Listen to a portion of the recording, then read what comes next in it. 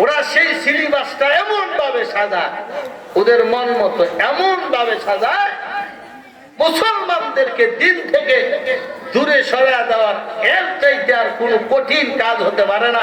এরকম করে ষড়যন্ত্র করে সাজায়, আমরা বুঝি না তো, কি বলেন? কারণ মুসলমানের দেশে কোরআন হাদিসের একটা সাবজেক্ট থাকবে না স্কুলে, প্রাইমারিতে।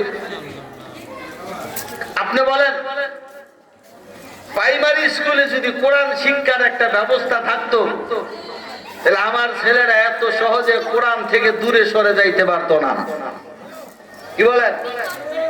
কারণ স্কুলের সিলেবাসকে আমগো দেশের মানুষ যেরকম ভাবে আঁকড়িয়ে ধরে খুব জটিল মনে করে, মক্তবের পড়াটাকে এত জটিল মনে করে না, করে। কারণ ওই কোরআনটা যদি স্কুলের একটা সাবজেক্ট হইতো, বাৎসরিক একটা পরীক্ষা থাকতো তার, হ্যাঁ, কিছুদিন পর পর পরীক্ষা হতো, গার্জিয়ান চাপ দিত, এটাও একটা সাবজেক্ট, ফেল করলে সার্টিফিকেট নাই, ঠিক না?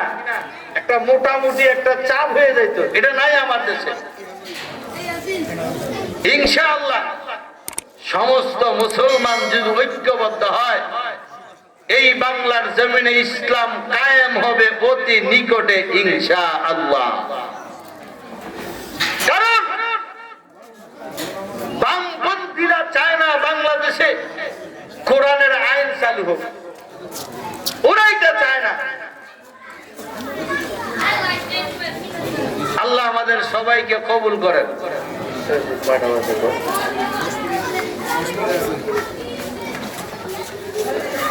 আল্লাহ আমাদের সবাইকে কবুল করেন। আমি শুরুতেই বলছি মাগরিবের পরেই সময় কম, এজন্য গভীরে ঢোকা কোন প্রকারেই সম্ভব হবে না।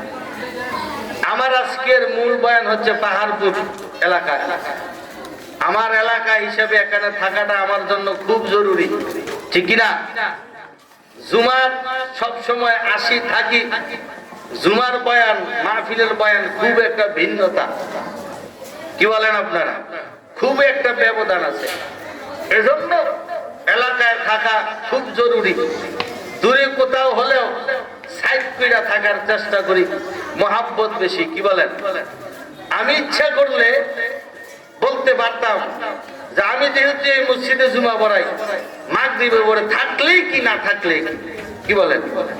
আমি আপনাদের মহাব্বতে এলাকায় রয়ে গেছি, কিন্তু আমার মুসল্লিরা আমার ভালায় দূরে বসে আছে, দেবাটার দেয় প্রতি জুমায় দেরি হই, ঠিক কিনা? এরকম না, বিষয়টা এরকম হয়ে গেল না, দেবাটার দিয়ে হই, গেলে গেলাম, না গেলে নাই, এটা আসলে ঠিক না।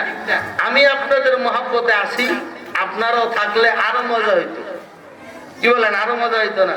এটা আরো মজা হইতো, বয়ানটাও আরো সুন্দর হইতো, মনোযোগ দিয়া বয়ানে। আল্লাহ তাআলা আমাদের সবাইকে কবুল করেন বলে আমিন। তাইলে এই কিতাব আল্লাহ শুরুতেই সিল মারছেন, লা রাইবা ফি, কোনো সন্দেহ নাই। কারণ এই কিতাব জিম্মাদারের হেফাজতের জিম্মাদার আল্লাহ স্বয়ং দিয়েছেন। ইন্না নাহনু নাযালনা যিকরা ওয়া ইন্না লাহু লাহাফিজুন। আল্লাহ বলেন এই কিতাবের মধ্যে কোনো ভুল নাই, এটা হেফাজতের দায়িত্ব আমি আল্লাহ নিজে নিলাম। আল্লাহ বলেন ইন্না নাহনু নাযালনা যিকরা ওয়া ইন্না লাহু লাহাফিজুন। এই কিতাব নাযিল করেছি আমি আল্লাহ, এই কিতাবের হেফাজতের দায়িত্ব নিলাম আমি আল্লাহ। আল্লাহ এই দায়িত্ব নেওয়ার কারণে কিতাবের মধ্যে কেউ বেশি কিছু ঢুকাইতে পারে না, এই কিতাব থেকে কেউ কমাইতেও পারে না, কারণ দায়িত্ব নিছেন কে? কারো জোরে বলেন কে নিছে? খ্রিস্টানদের খ্রিস্টীয় ধর্মের একজন বৈজ্ঞানিক, খুব পণ্ডিত, ওর নাম হলো মরিস বুকাইলি। নাম কি? Morris Bucaille. ও হলো একজন খ্রিস্টান, এত জ্ঞান, হারি বাপরে বাপ, খুব পণ্ডিত। মরিস বুকাইলি চ্যালেঞ্জ করছে কোরআনের ভুল আমি ধইরা দেখাবো। কারণ ও বাইবেল পড়ছে, তাওরাত পড়ছে, ইনজিল পড়ছে, ওইটাতে সবের ভিতরে ভুল আর ভুল আর ভুল। ওকে হেডির মধ্যে যেহেতু পাইছি, চ্যালেঞ্জ করলাম, এই কোরআনের ভুল আমি ধরে দেখাবো। মরিচ বুকাইলে কোরআনের ভুল ধরার জন্য এখন পাগল হয়ে গেছে। মরিচ বুকাইলে তো আর জানে না বাইবেলের জিম্মাদারি কিন্তু আল্লাহ স্বয়ং নেয় নাই, তাওরাতের জিম্মা আল্লাহ নেয় নাই, ইনজিলের জিম্মা আল্লাহ নেয় নাই। আল্লাহ জিম্মা নিয়েছেন কোরআনের জিম্মা। এই কোরআন হেফাজত করবো আমি আল্লাহ, এই কোরআন নাজিল করছিও আমি আল্লাহ। এর এলাকার মুসলমান মরিচ বুকাইলে আবার পাগল পাড়া হয়ে নামছে। কোরআনের ভুল আমি দইরা দেখামু। কোরআনের ভুল ধরতে হলে আগে আরবি ভাষায় পাণ্ডিত্য অর্জন করা দরকার। মরিচ বুকাইলি সৌদি আরব সরকারের সহযোগিতায় আরবি ভাষায় পাণ্ডিত্য অর্জন করলেন, কারণ আরবি ভাষা ছাড়া কোরআনের ভুল ধরা সম্ভব হবে না। মরিচ বুকাইলি আরবি ভাষায় পাণ্ডিত্য অর্জন করিয়া এবার কোরআনের ভুল ধরার জন্য লাগিয়ে গেছে। কোরআন ঘাটতেছে, কোরআনের মধ্যে কোনো ভুল পাওয়া যায় না। কোরআন ঘাটতেছে, কোরআনের মধ্যে কোনো ভুল পাওয়া যায় না। ঘাটতে ঘাটতে পুরা কোরআনটা রিচার্জ করে দেখলো কোরআনের মধ্যে সুই পরিমাণও কোনো ভুল নাই। মরিচ বুকাইলি কোরআনের ভুল ধরবে, কোরআন ঘাইটা দেখি কোরআনের মধ্যে কোনো ভুল নাই। এরপরে মরিচ বুকাইলি ক্ষান্ত হয় নাই। কোন এক জাদুঘরের মধ্যে হযরত উসমান রাদিয়াল্লাহু তাআলা আনহুর একটা হাতের লেখা কোরআন ওই জাদুঘরের মধ্যে আছে। মরিচ বুকাইলি চিন্তা করলো এইটা তো হলো ছাপানো কোরআন, আমি যদি উসমানের কোরআনটা একটু ঘাটি ওই জায়গায় নিচ্ছে ভুল ধরা যাবে। মরিচ বুকাইলি ওই কোরআনটা সংগ্রহ করলেন, ওই জাদুঘর থেকে কোরআনটা নিয়া হযরত উসমান রাদিয়াল্লাহু তাআলা আনহু ওনার হাতে লেখা কোরআন ওই কোরআনটাকে ঘাটা আরম্ভ করলেন। ঘাটতে ঘাটতে ঘাটতে ঘাটতে শেষ পর্যন্ত গেলেন। তাকায়া দেখে বর্তমানের কোরআন ওই যে উসমান রাদিয়াল্লাহু তাআলা আনহুর কোরআন, এর মধ্যে কোনো সুই পরিমাণও কোনো ভুল নাই। কারণ এর দায়িত্ব কে নিছে? এই দায়িত্ব কে নিছে?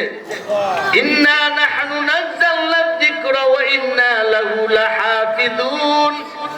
আল্লাহ বলেন এই কোরআন নাজিল করেছি আমি আল্লাহ, এই কোরআন হেফাজত করব আমি আল্লাহ। এর এলাকার মুসলমান এই কোরআনটা সত্যভাবে পড়ার দরকার আছে না নাই? আপনার ছোট মাসুম বাচ্চাটাকে মাদ্রাসায় দিয়া একটা সন্তানকে কোরআনওয়ালা বানান, একটা সন্তানকে হাফেজ কোরআন বানান। এর এলাকার মুসলমান এ পর্দার অন্তরালের মা, এ পর্দার অন্তরালের মা ভালো করে শুনে নাও। ও বৃদ্ধ বাবা, এ বৃদ্ধ বাবা একটু শুনিয়া নাও। কত সন্তানকে ডক্টর বানাইলা, ডাক্তার বানাইলা, কত সন্তানকে ইঞ্জিনিয়ার বানাইলা। একটা সন্তানকে কোরআনের হাফেজওয়ালা বানায়া দেখো, একটা সন্তানকে কোরআনওয়ালা বানায়া দেখো। এই মাদ্রাসায় কত কোরআনের হাফেজ আছে, এই মাদ্রাসায় কত হাফেজ কোরআন আছে। এর এলাকার মুসলমান এই মাদ্রাসার ছোট ছোট ছাত্ররা মাথায় পাগড়ি পরে টুপি পরিয়া যখন মহল্লার মধ্যে হাঁটে অনেক সুন্দর লাগে। কারণ নবীর সুন্নত পাগড়ি পরছে কত মায়া, নবীর সুন্নত টুপি পরছে কত মায়া, নবীর সুন্নতি জামা পরছে কত মায়া। আমার নবীর সুন্নত যদি এত সুন্দর, না জানি আমার নবী ছিল কত সুন্দর। এই মাদ্রাসার মধ্যে পড়াইয়া কোরআন পড়নেওয়ালা বানানো দরকার আসেনি। কারণ কোরআন না পড়লে, কোরআন না বুঝলে ওই গুণগত মানুষ হওয়া যায় না। কি হওয়া যায় না? গুণগত মানুষ হইতে গেলে কোরআন হাদিসের জ্ঞান থাকা লাগবে। আর জন্মগত মানুষ হইতে গেলে মাদ্রাসায় পড়া লাগে, স্কুলে যাওয়া লাগে, ABCD পড়া লাগে। কারণ মানুষের ঘরে জন্ম নিলেই জন্মগত মানুষ হওয়া যায়। গুণগত মানুষ হইতে গেলে আল্লাহর কোরআন পড়তে হবে, কোরআন হাদিসের জ্ঞান তার ভিতরে থাকতে হবে, তাইলে সে গুণগত মানুষ হইতে পারবে। তাহলে আপনার সন্তান গুণগত মানুষ হোক, চাননি আপনারা? এই চাননি? তো গুণগত মানুষ হইতে গেলে কোরআন শিক্ষা বিকল্প কোনো রাস্তা নেই। কোরআন শিখাইতে হবে। কোরআন শিক্ষা ছাড়া বিকল্প কোনো কি নাই, রাস্তা নাই। কোরআন শিখতে হবে, কোরআন হাদিসের জ্ঞান থাকতে হবে। কারণ কোরআন হাদিসের জ্ঞান যদি না থাকে, কোনটা হালাল কোনটা হারাম বুঝতেই পারবে না। যেই বুঝা বোঝে না কুকুর, যেই বুঝা বোঝে না বিড়াল। কারণ বিড়ালের জন্য কোনো বিধান নাই, কুকুরের জন্য কোনো বিধান নাই। কুকুরকে নির্ধারণ করে দেয় নাই কোনো কুকুরনিকে, বিড়ালকে কোনো খাদ্য নির্ধারণ করে দেওয়া হয় নাই এইটা তোর জন্য হালাল, এইটা তোর জন্য হারাম, কোনো নাই। কারণ এই বিধান আছে একমাত্র মানুষের, গুণগত মানুষ যারা, কোরআন হাদিস মতো চলবে যারা, জন্মগত মানুষ যারা, হাইওয়ান জানোয়ারের মতো চলবে তারা। আল্লাহ তাআলা আমাদের সবাইকে গুণগত মানুষ হওয়ার তৌফিক দান করেন। আরো জোরে বলেন আমিন। এই মুরব্বীরা বয়স হয়ে গেছে, এখনো কোরআন পড়তে পারে না। আপনাদের দোয়ায় সারা বাংলাদেশে যত জায়গায় যাই, বয়ানের শেষে কোরআন শিক্ষার যে একটা তালিম দিয়ে সব জায়গায় আমি দিয়েছি। এটা হলো আমাদের দায়িত্ব। এটা কি আমাদের দায়িত্ব? তো প্রত্যেক দিন একটা করে আয়াত করেন। কয়টা করে আয়াত? একটা করে আয়াত করেন আপনি প্রত্যেক দিন। একদিন যদি একটা আয়াত শুদ্ধ হয়, 30 দিনে 30টা আয়াত আপনার শুদ্ধ হবে। 30 দিনে কয়টা আয়াত? 30টা আয়াত শুদ্ধ হবে ইনশাআল্লাহ। পারবেন তো ইনশাআল্লাহ? আল্লাহ তাআলা এই মহল্লার প্রত্যেকটা মুরব্বীকে শুদ্ধভাবে কোরআন পড়ার তৌফিক দান করেন। প্রত্যেকটা যুবককে শুদ্ধভাবে কোরআন পড়ার তৌফিক দান করেন। প্রত্যেকটা মেয়েকে শুদ্ধভাবে কোরআন পড়ার তৌফিক দান করেন।